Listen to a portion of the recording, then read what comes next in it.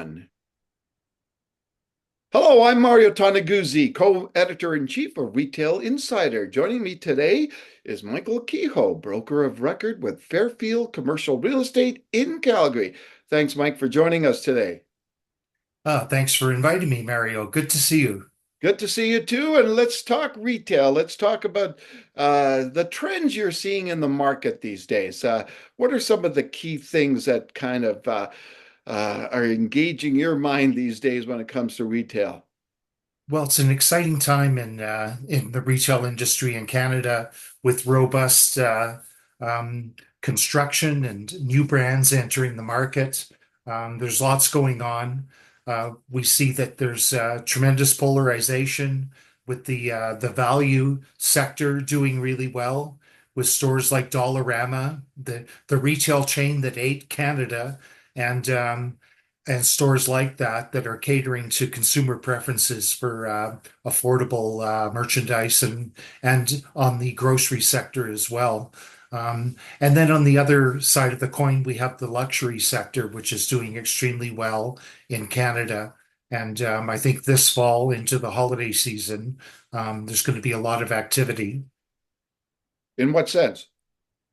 Well, I think in the luxury sector, we seem to have a critical mass of luxury retail across Canada. We've kind of moved beyond just the Yorkville, Alberni Street in Vancouver and Yorkdale nodes where we have emerging luxury clusters in certainly in Alberta at West Edmonton Mall and Chinook Centre, and also with the new Royalmount in Montreal. And Hmm. we're all excited. We're all excited to see what's going to unfold at Oak Ridge in Vancouver with their luxury node as well. So it's quite exciting to see that category thriving and doing well. Let's do the flip side of things for a second. What areas of the retail sector aren't doing that well and may even be struggling? But I think if you're in that mushy middle where you don't have a clear value proposition to the consumer, I think you're vulnerable. I think you really have to have a clearly defined image where you're catering to whatever your target market is. Go after that and be the best.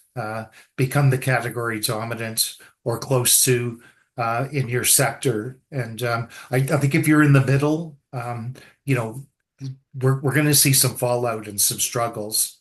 Now, the other sector I wanted to ask you about is hospitality when it comes to restaurants and bars and quick service places. They seem to be doing well.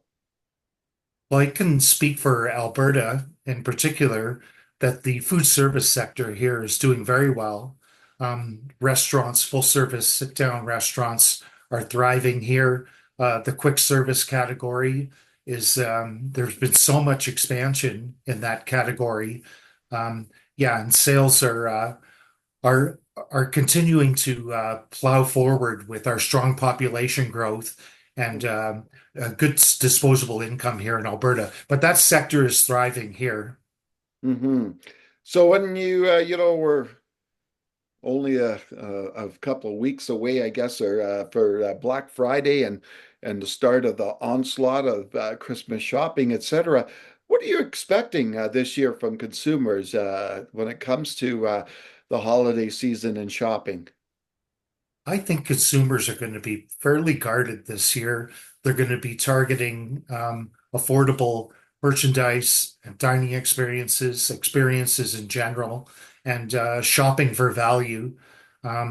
So I think we're in a strange time right now where affordability is the key, and I think overall things will be fine in Canada, especially here in Alberta. But yeah, I'm optimistic that it's going to be a good season, and it just seems to start earlier every year, and it Hmm. all seems to blend in together. But we have good momentum right now. Is this make or break time for many retailers?